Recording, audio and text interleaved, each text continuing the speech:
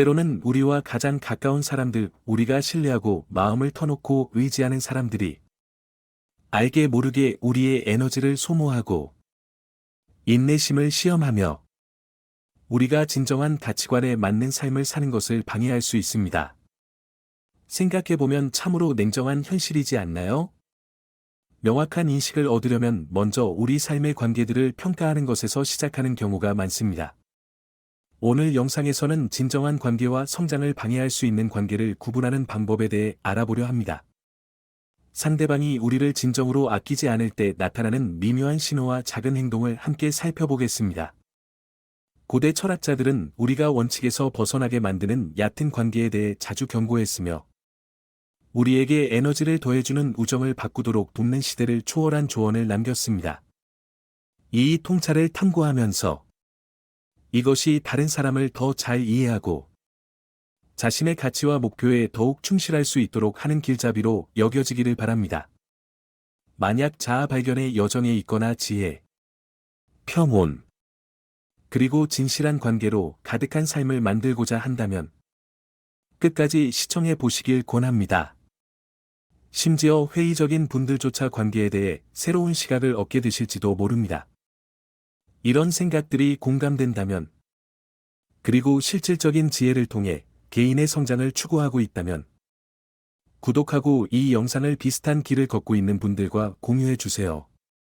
끝까지 시청하시면 이 원칙들이 어떻게 미묘하지만 강력하게 우리 주변 사람들과의 관계를 변화시킬 수 있는지 더 깊이 이해하게 될 것입니다. 흔히 우리는 자신이 가장 많은 시간을 보내는 5사람의 평균이라고 합니다. 우리 곁에 있는 사람들은 우리의 생각, 행동, 그리고 인생의 방향에 깊은 영향을 미칩니다. 이 영향은 단순히 눈앞의 변화뿐만 아니라 시간이 지남에 따라 우리의 성격과 신념을 형성하게 됩니다. 정직함, 용기, 지혜와 같은 가치를 지닌 사람들로 둘러싸일 때 우리도 그 가치를 담고자 하는 마음이 생깁니다. 이러한 상호작용은 단순한 또래 압박이 아니라 작지만 연속적인 순간들이 모여 우리를 만들어가는 과정입니다. 반대로 속이거나 조종하려 하거나 부정적인 태도를 가진 사람들과 자주 어울릴 경우 자기도 모르게 그런 성향을 받아들일 위험이 있습니다. 마치 지느길을 걸으면 지느기 묻는 것처럼 말입니다. 그렇기 때문에 함께하는 사람을 신중히 선택하는 것이 중요합니다. 우리의 사회적 관계는 윤리적, 도덕적 나침반에 깊은 영향을 미치기 때문입니다. 그래서 여러분의 관계를 돌아보면서 평화와 기쁨을 가져다주고 성장을 촉진하며 자신이 지향하는 미덕을 더해줄 수 있는 관계를 찾는 것을 잊지 마세요. 우리의 관계는 신중하고 의도적으로 접근할 필요가 있습니다. 스스로에게 물어보세요. 내 주변 사람들은 나의 성장을 돕고 있는가? 그들은 내가 존경하는 자질을 가지고 있는가? 그들이 내 삶에 있음으로 인해 내가 더 나은 사람이 되고 있는가? 완벽한 사회적 관계를 만드는 것이 아니다. 각 사람이 우리의 의미 있고 충만한 삶을 향한 여정에 어떻게 영향을 미치는지에 대한 자각을 갖는 것이 중요합니다. 이러한 인식을 키우면 올바른 동반자를 선택하는 것뿐만 아니라 우리가 다른 사람들에게 긍정적인 영향을 주는 사람이 될 수 있도록 도와줍니다. 우리와 함께하는 사람들의 영향은 깊고도 큽니다. 그들은 우리의 생각을 형성하고 성격을 빚어내며 결국 삶의 질에까지 영향을 미칩니다. 약속을 자주 하지만 막상 지켜야 할 때는 실망을 주는 사람들을 떠올려 보세요. 답답하지 않으신가요? 이러한 일관성의 결여는 단순한 성격의 결함이 아니다. 그 사람의 진정성 혹은 그 부족을 보여주는 명확한 신호입니다. 말이 아니라 행동이 진정한 성품을 보여줍니다. 위대한 사상가들은 말과 행동의 일치를 진정성의 핵심으로 강조해왔으며 이는 우리 자신과 타인 모두에게 찾아야 할 덕목입니다. 말과 행동이 일치하지 않는 사람과 관계를 맺는 상황을 상상해 보세요. 그들은 처음에는 지원, 충성, 혹은 협력을 약속해 안심이 되거나 영감을 주기도 합니다. 그러나 정작 그 약속을 지키지 않을 때 우리의 계획이 흐트러지고 점차 신뢰가 무너집니다. 시간이 지남에 따라 이러한 행동은 의심과 불안을 만들어내며 이는 개인적인 관계뿐 아니라 직장 내에서도 유독한 영향을 미칠 수 있습니다. 가까운 사람들의 신뢰성을 관찰하고 평가하는 것이 중요한 이유는 이를 통해 우리가 진정 의지할 수 있는 사람이 누구인지 알 수 있기 때문입니다. 꾸준하고 신뢰할 수 있는 사람들과 관계를 맺으면 우리 자신도 성장하며 일관성과 진정성을 지킬 수 있습니다. 그러므로 관계를 계속해서 가꾸어 나갈 때 말과 행동의 일치를 세심히 살펴보는 것이 필요합니다. 이는 단순히 타인에게 책임을 묻는 것뿐만 아니라 우리 자신의 일관성에 대해서도 돌아볼 기회가 됩니다. 우리는 말하는 가치에 부합하는 삶을 살고 있는지, 우리가 기대하는 신뢰와 의지를 스스로에게도 적용하고 있는지를 자문해 볼 수 있습니다. 우리가 원하는 신뢰를 몸소 실천할 때 관계는 더욱 견고해지고 개인의 성장에 대한 헌신도 깊어지며 말과 행동이 조화를 이루는 삶을 지향하게 됩니다. 말과 행동이 일치하지 않는 이런 불일치의 패턴은 의심과 회의, 불안감을 낳습니다. 이는 개인적, 직업적인 환경 모두에 해로운 영향을 미칠 수 있습니다.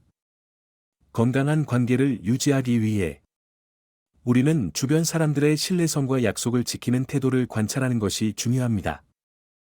그들은 일관성이 있는가요? 그들은 약속을 지키나요? 이러한 관찰을 통해 우리는 진정으로 신뢰할 수 있는 사람들을 가려낼 수 있으며 이는 의미 있는 관계를 형성하는 데 필수적입니다. 꾸준하고 신뢰할 수 있는 사람들과의 관계를 선택하는 것은 우리의 도덕적, 개인적 성장에도 도움이 됩니다. 관계를 이어가면서 말과 행동이 일치하는지 상대방뿐만 아니라 우리 자신에게도 고려해 볼 가치가 있습니다. 우리는 표현하는 가치에 충실하게 살고 있나요? 다른 사람들에게 기대하는 신뢰와 책임감을 스스로에게도 적용하고 있나요? 우리가 바라는 일관성을 몸소 실천함으로써 우리는 관계를 강화하는 동시에 개인의 진정성에 대한 헌신을 다지며 말과 행동이 완벽하게 조화를 이루는 삶을 목표로 하게 됩니다. 우리 모두는 아마 크고 작은 거짓말을 통해 신뢰를 훼손하는 사람들을 경험한 적이 있을 것입니다. 관계에서 누군가가 자주 거짓말을 한다면 이는 관계의 기초가 되는 신뢰를 약화시킵니다. 신뢰가 흔들리기 시작하면 모든 것이 불확실해지며 그들의 현재 말뿐 아니라 과거와 미래의 말까지 의심하게 됩니다. 이러한 부정적함에 직면했을 때 우리는 인내와 이해, 공정함을 유지하려는 도전에 직면하게 됩니다. 우리는 어떻게 대응해야 할까요? 그들과 대면해야 할까요? 용서해야 할까요? 이럴 때는 차분하고 이성적으로 접근하여 그들이 왜 거짓말을 하려는지, 그들의 행동이 우리 삶과 그들 자신의 삶에 어떤 영향을 미치는지 고려하는 것이 도움이 됩니다. 지속적인 부정직함은 또한 동반자를 신중히 선택하는 것의 중요성을 일깨워 줍니다. 습관적으로 거짓말을 하는 사람들은 자신의 진정성을 훼손할 뿐만 아니라 우리에게도 영향을 미쳐 우리가 냉소적이 되거나 무의식적으로 그들의 행동을 닮아갈 위험을 안기기 때문입니다. 부정직함에 대처하는 것은 단순히 거짓을 지적하는 것 이상으로 우리의 진정성을 지키기 위한 행위이기도 합니다. 이는 진실의 중요성을 인식하도록 상대방을 격려하거나 우리의 평온과 원칙을 보호하기 위해 거리를 두는 등의 방식으로 정직과 진실성을 유지하려는 의식적인 선택입니다. 잦은 거짓말을 다루면서 우리는 단순히 속임수에서 자신을 보호하는 것뿐만 아니라 우리 공동체의 정직과 투명성, 상호 존중의 문화를 심어 나가는 데도 기여하게 됩니다. 이 과정은 분명 도전이 되지만 깊은 성장을 가져다주며 내적 미덕과 자기 개선에 중점을 둔 삶으로 우리를 재정비하게 합니다. 정직을 우선시하는 것은 더 진실하고 신뢰할 수 있는 관계를 형성할 뿐 아니라 우리 자신의 성품도 강화시켜 궁극적으로 가치 있는 삶에 한 발짝 더 다가가게 합니다. 개인 및 직장 내에서 주목받고자 하는 행동을 마주하는 일은 흔하며 이는 상당히 피곤하게 느껴질 수 있습니다. 끊임없이 주목받으려는 사람들은 대부분 외부의 인정에 크게 의존하는 경향이 있는데, 이는 그들의 자존감이 타인의 인식과 인정에 의해 좌우된다는 것을 의미합니다. 외부의 승인을 바라기보다는 내면에서 충만함과 자존감을 찾도록 권장하는 자립의 원칙과는 반대되는 상황입니다. 내면에 집중함으로써 우리는 내적인 강인함을 걸러내고 타인의 일시적인 인정보다는 자신의 기준과 행동을 바탕으로 살아가게 됩니다. 에픽테토스는 진정한 평화가 외부의 인정에 대한 집착을 내려놓고 우리의 반응과 행동에 초점을 맞출 때 온다고 가르쳤습니다. 주목받고자 하는 행동은 종종 대화를 독차지하거나 이야기를 과장하거나 드라마를 만드는 등의 방해적인 방식으로 나타납니다. 절제와 자기 통제를 바탕으로 살아가려는 사람들에게 이런 행동은 관계에서의 균형을 깨뜨리며 관계에서 서로 자연스럽게 주고받는 것을 방해할 수 있습니다. 누군가 계속해서 자신의 존재를 부각시키려 하면 다른 사람들의 필요나 기여를 간과할 수 있으며 이는 서운함을 불러일으키고 상호 존중의 기반을 약화시킵니다. 내적인 평온과 목적을 지니고 살아가려는 우리에게 주목받으려는 사람과의 관계는 현실적인 시험이 될 수 있습니다. 이해와 연민을 통해 그들이 이런 행동을 부리는 이유를 헤아려 볼 수 있는데 아마 불안감이나 충족되지 않은 정서적 필요에서 비롯된 것일 수도 있습니다. 그러나 평화를 지키기 위해 경계를 설정하는 것도 중요합니다. 연민과 자기 존중의 균형을 유지함으로써 상황에 따라 필요한 경우 위로를 제공하는 한편 스스로 내면을 바라보고 의존할 수 있도록 부드럽게 권장할 수 있습니다. 그들이 자신의 가치를 인식하도록 돕는 것은 그들의 성장뿐만 아니라 균형 잡힌 관계 형성에도 도움이 될 수 있습니다. 또 다른 흔한 상황은 과도한 칭찬이 진심 어린 칭찬이 아니라 조작의 수단으로 사용되는 경우입니다. 이러한 아첨은 겉으로는 무해하거나 긍정적으로 보일 수 있어 특히 대처하기 어려운데 그 이면에는 진심 어린 감사를 표현하기보다 무언가를 얻으려는 의도가 숨어 있습니다. 진정성과 솔직함의 관점에서 이러한 조작은 문제가 되며 이는 정직의 가치를 훼손하기 때문입니다. 우리는 모든 상호작용에서 직설적이고 진실되기를 지향하며 상호 존중과 진정성에 뿌리를 둔 관계를 구축하려고 노력합니다. 마르쿠스 아우렐리우스는 정직한 삶을 강조하며 아첨의 유혹이 교묘한 형태의 기만이라고 경고했습니다. 아첨이 진정한 감사보다는 감정을 조작하는 수단으로 사용될 때 그것은 일종의 속임수와도 같다는 것입니다. 습관적으로 아첨을 통해 사람을 조종하려는 사람들은 종종 호의를 얻거나 승진을 노리거나 자원을 확보하거나 특정 사회적, 직업적 위치를 유지하기 위해 그렇게 행동합니다. 그들의 초점은 칭찬을 받는 사람의 안녕이 아니다. 그 관계를 통해 얻을 수 있는 이익에 있습니다.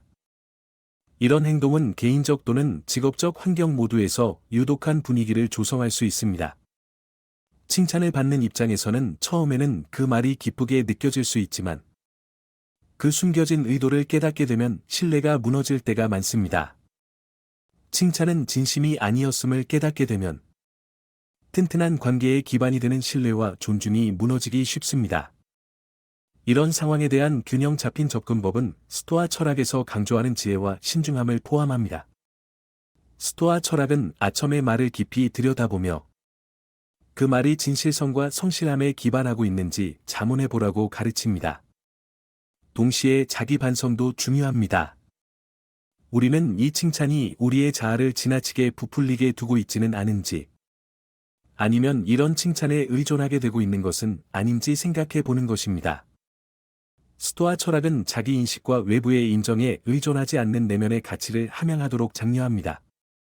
조작적인 아첨에 직면하는 일은 우리의 정직함과 진정성을 더욱 굳건히 할 기회가 되기도 합니다. 또한 진정한 관계를 맺는 사람들과의 관계, 그리고 개인적 및 도덕적 성장을 돕는 건설적인 피드백을 주는 사람들을 찾으라는 상기시켜줍니다. 아첨에 대응할 때 스토아 철학은 윤리적 기준에 충실하고 매력적이지만 궁극적으로 공허한 말에 흔들리지 않도록 권장합니다. 우리는 진정성을 갖추고 열린 대화와 정직한 의사소통을 통해 진실하고 지지적인 관계를 쌓아가야 합니다.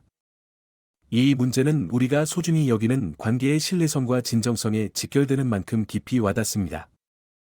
어려운 순간에 의지했던 사람이 갑자기 사라진다면 이는 큰 감정적 충격을 줄 수 있습니다.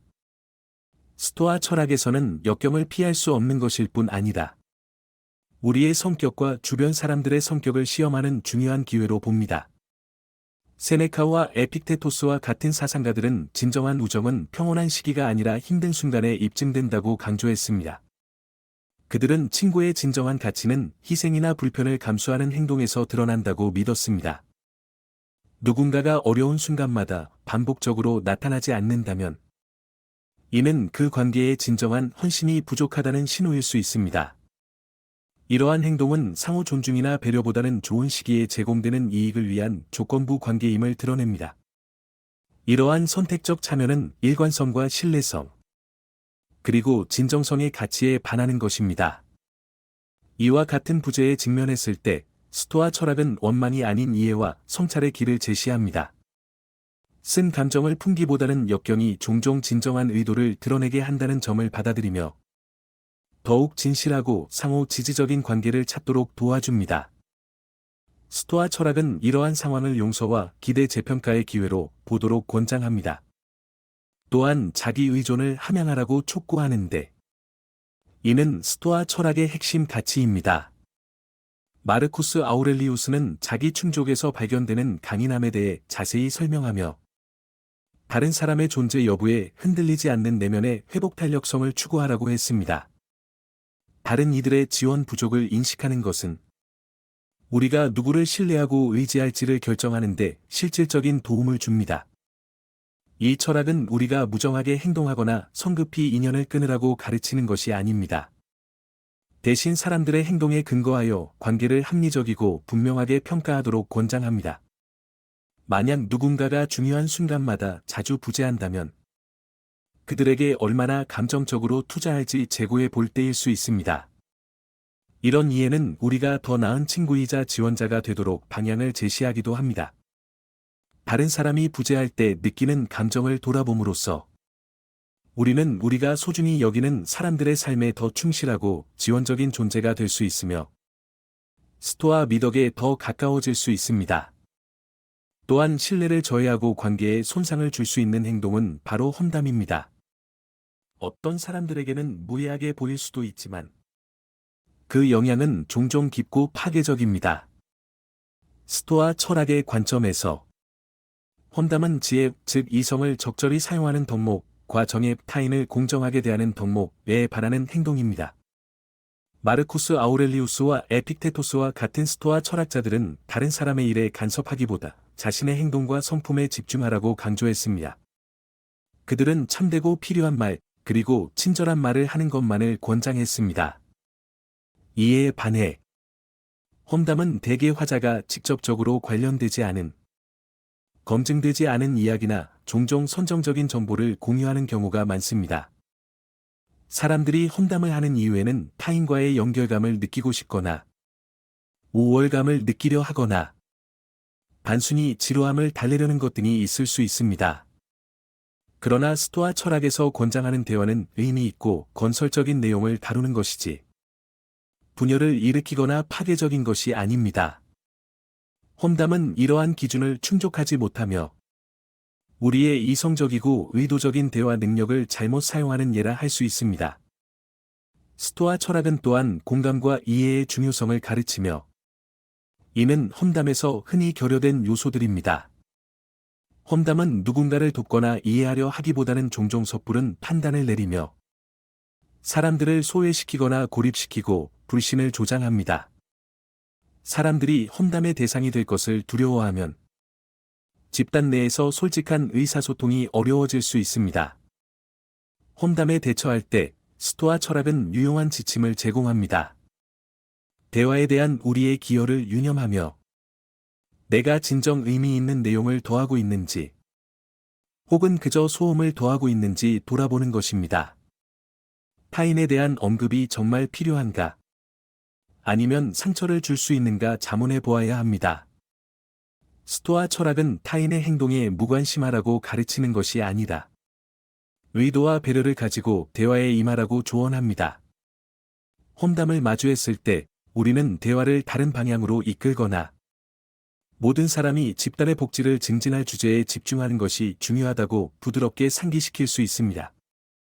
더불어 스토아 철학은 우리가 왜 험담에 충동을 느끼는지 반성하도록 권장합니다. 이는 종종 우리 자신의 불안감이나 불만을 나타내는 신호이기 때문입니다. 이러한 내면의 문제를 해결함으로써 우리는 자기 인식을 높이고 신뢰를 구축하며 성품을 강화하는 행동으로 에너지를 집중할 수 있습니다.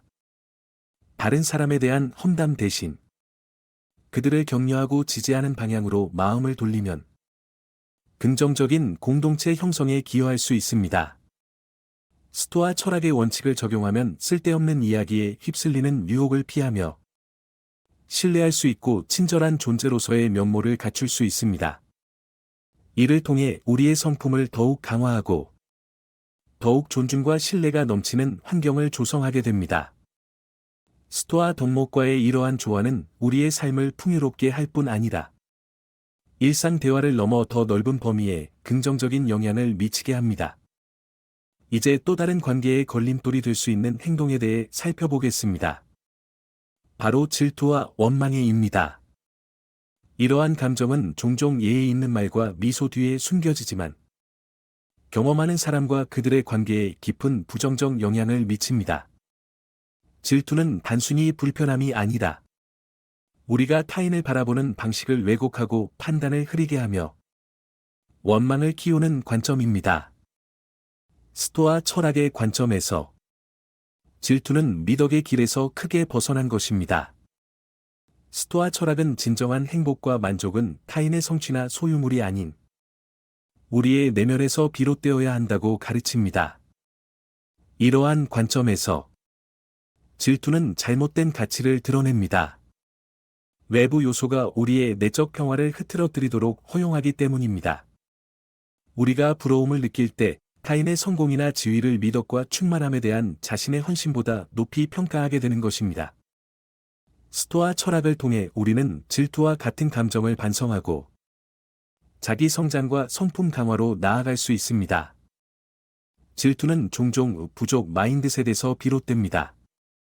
이는 성공이나 칭찬, 행복에 한정된 양이 있어 누군가가 성취를 이루면 나의 가능성이 줄어든다는 믿음입니다. 그러나 스토아 철학은 풍요 마인드셋을 지향합니다. 세상에는 모든 사람에게 충분한 좋은 것이 있으며 한 사람의 성공이 우리의 잠재력을 제한하지 않는다는 것입니다.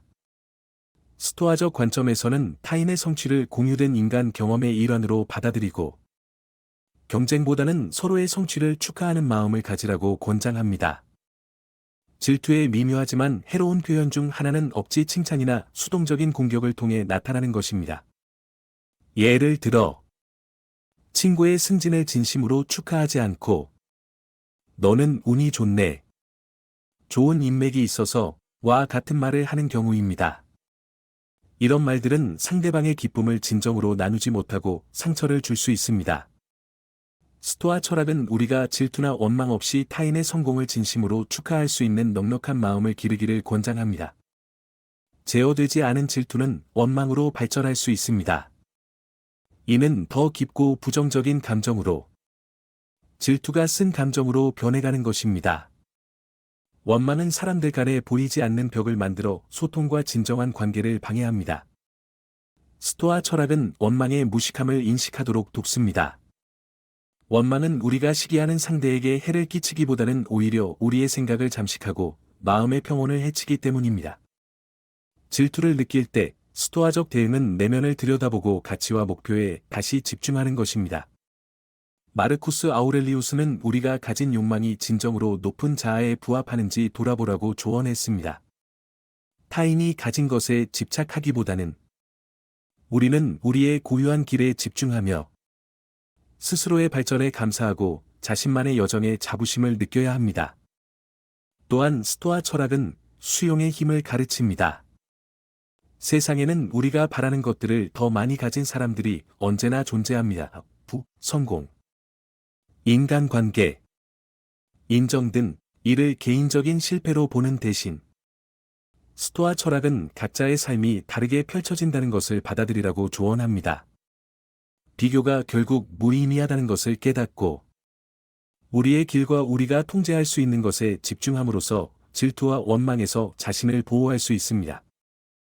반대로 누군가의 질투를 받는 상황에 처한 사람들에게는 스토아 철학이 인내와 이해로 반응할 것을 상기시켜줍니다. 자기 수양의 과정에는 타인이 질투로 인해 어려움을 겪고 있음을 수용하는 것도 포함됩니다. 우리가 자신의 가치와 행동에 초점을 맞추면 비교의 제약에서 벗어나 의미 있는 삶을 향해 나아갈 수 있습니다. 스토아 철학은 공감과 이해의 길을 제시합니다. 타인의 질투를 마주했을 때 우리는 방어적인 되거나 거리를 두고 싶어질 수 있지만 스토아적 사고는 타인의 행동이 종종 그들의 내적 갈등에서 비롯된다는 것을 인식하게 합니다. 타인의 질투를 느낄 때 우리는 친절로 반응함으로써 그들의 질투가 우리에 대한 어떤 결함을 반영하는 것이 아님을 깨달을 수 있습니다. 이러한 접근은 우리의 평온을 지킬 뿐만 아니라 그들의 질투를 완화하여 더 건강한 관계로 나아가는 길을 열어줄 수도 있습니다. 질투와 원망은 흔한 감정이지만 피할 수 없는 것은 아닙니다. 스토아적 사고방식을 통해 우리는 이러한 감정을 성장과 이해, 자기 개선의 기회로 전환할 수 있습니다. 자신의 가치에 뿌리를 두고 타인의 성공을 기쁘게 받아들이며 자신의 길에 집중함으로써 우리는 질투의 짐을 벗고 진정한 관계와 내면의 평온을 누릴 수 있습니다. 요즘처럼 많은 상호작용이 얕거나 거래적으로 느껴지는 세상에서 진실하고 지지적이며 풍요로운 관계를 찾는 것은 마치 희귀한 보석을 발견한 것과 같습니다. 스토아 철학은 관계의 질이 우리의 행복뿐 아니라 성숙과 미덕 추구에도 중요하다고 상기시킵니다. 진정한 관계는 정직에서 시작됩니다. 자신에게 그리고 타인에게 진실하는 것입니다. 스토아 철학자 특히 세네카는 관계에서 진실함의 중요성을 강조했습니다. 세네카는 우리의 가치와 일치하는 삶을 살 때에만 그 가치관을 공유하는 사람들을 끌어들일 수 있다고 믿었습니다. 다시 말해, 진정성은 우리 내면에서 시작됩니다. 우리가 스스로에게 솔직하지 않고 타인의 기대에 맞추려 할 때 우리는 진정한 지지나 공감을 얻기 어려운 피상적인 관계를 끌어들이기 쉽습니다. 반대로 진실된 자아로 살아가면 우리를 있는 그대로 받아들이고 이해해주는 사람들과 자연스럽게 연결됩니다. 진정한 관계를 형성하는 것은 또한 현재에 적극적으로 존재하는 것을 의미합니다. 오늘날에는 산만하게 하는 요소들이 넘쳐나 몸은 함께 있어도 정신은 멀리 있는 상황이 자주 벌어집니다. 스토아 철학은 여기와 지금에 집중하고 매 순간에 온전히 몰입할 것을 가르칩니다. 마르쿠스 아우렐리우스는 흔히 존재의 중요성을 강조하며 대화나 간단한 일일지라도 각 행동에 완전히 몰입하라고 권장했습니다. 관계에서 현재에 존재한다는 것은 진정으로 경청하고 공감을 보이며 함께하는 순간을 존중하는 것을 의미합니다. 정직, 현재, 그리고 가치에 대한 헌신을 통해 우리는 충만하고 우리의 고귀한 자아와 일치하는 관계를 위한 토대를 마련합니다. 이러한 진정한 유대는 우리의 삶을 더욱 풍요롭게 하며 지혜와 평화, 미덕으로 나아가는 여정을 지지합니다. 이것은 진정한 의도를 가지고 상대방의 이야기를 듣고 그들의 경험에 대한 호기심을 보이며 그들에게 온전히 집중하는 것을 뜻합니다. 진정으로 존재하는 것은 단순히 유대를 강화할 뿐만 아니라 존중과 감사를 표현하는 방법이기도 합니다. 진정한 관계의 또 다른 중요한 요소는 상호성입니다. 이는 스토아 철학자들이 정의의 핵심 원칙으로 여긴 것입니다. 상호성은 관계가 주고받는 양방향의 길이라는 것을 의미하며 상호 의존에 기반합니다. 스토아 철학은 상호작용에 긍정적으로 기여하려는 진심을 가지고 임하라고 가르치며 단순히 무엇을 얻을 수 있을지만을 생각하지 않도록 권장합니다. 시간이나 지지, 격려를 기꺼이 주는 자세로 다가갈 때 우리는 상호 존중과 신뢰를 쌓아가며 힘든 시기에도 지지적이고 상호적이며 견고한 관계를 형성할 수 있습니다. 진정한 관계는 수용과 이해에 뿌리를 두고 있습니다. 아무도 완벽하지 않다는 것을 스토아 철학자들은 깊이 이해했습니다. 예를 들어, 에픽테토스는 모든 사람이 각자의 어려움과 한계를 마주한다는 점에서 인내와 연민의 중요성을 강조했습니다. 관계에서의 진정성은 타인을 있는 그대로, 강점과 약점 모두를 받아들이는 것이며, 마찬가지로 우리 자신도 수용받기를 바라는 마음에서 시작됩니다. 비현실적인 기대를 내려놓고 타인에게 연민으로 다가갈 때, 우리는 상대가 스스로를 솔직하게 드러낼 수 있는 안전한 공간을 만들고, 진정한 관계를 형성할 수 있습니다. 동시에, 스토아 철학은 건강한 관계에는 경계가 필요하다고 상기시킵니다. 진정한 친구와 동반자는 서로의 공간과 가치, 자율성을 존중합니다. 경계는 장벽이 아니라 상호 존중의 표현으로 서로가 자신의 안녕을 소중히 여기며 동시에 상대의 안녕도 고려하고 있다는 신호입니다. 경계는 관계에서 원망이 생기는 것을 방지하고 각자가 구속감을 느끼지 않으면서도 함께 성장할 수 있는 토대를 제공합니다. 스토아 철학은 또한 우리에게 신중하게 관계를 선택할 것을 권장합니다. 마르쿠스 아우렐리우스는 우리를 고양시키고 더 나은 사람이 되도록 영감을 주며 우리의 가치를 공유하는 사람들과 함께할 것을 조언했습니다. 진정한 관계는 우리에게 미덕을 키울 도전 과제를 주고 최선의 자아로 발전하도록 격려해야 합니다. 이러한 성품을 지닌 친구나 동반자, 혹은 직장 동료를 선택함으로써 우리는 자신의 성품을 강화하고 원칙에 기반한 삶을 이어갈 수 있습니다. 진정한 관계를 형성하는 데에는 일관성도 중요합니다. 진정성은 단순히 때때로 자신에게 솔직한 것이 아니라 매일매일 모든 상호작용에서 우리의 가치를 일관되게 실천하는 것을 의미합니다. 이러한 일관성이 신뢰를 쌓게 하고 사람들이 어떤 상황에서도 우리가 솔직하고 존중하며 지지할 것을 믿을 수 있게 합니다. 그 결과로 우리의 관계는 더욱 깊어지고 흔들리지 않는 유대가 형성됩니다. 진정한 힘은 타인을 깎아내리거나 시기를 키우는 것이 아니다. 타인을 격려하고 내면에서 만족을 찾는 데 있습니다. 질투나 험담, 피상적인 관계가 우리를 잠시 흔들 수도 있지만 스토아적 삶은 우리를 다시 진정성, 지혜, 그리고 평화로 이끕니다. 함께 이 길을 걸으며 우리가 진정 누구인지, 또 어떤 사람이 되기를 원하는지를 존중하는 진정한 관계를 키워나갑시다. 스토아 저널에 함께해 주셔서 감사합니다. 이 여정이 의미 있었다면 화면에 추천된 영상을 통해 스토아 철학의 지혜를 더 깊이 탐구해 보세요. 흔들리지 말고 진정성을 유지하며 항상 미덕을 향해 나아가시길 바랍니다.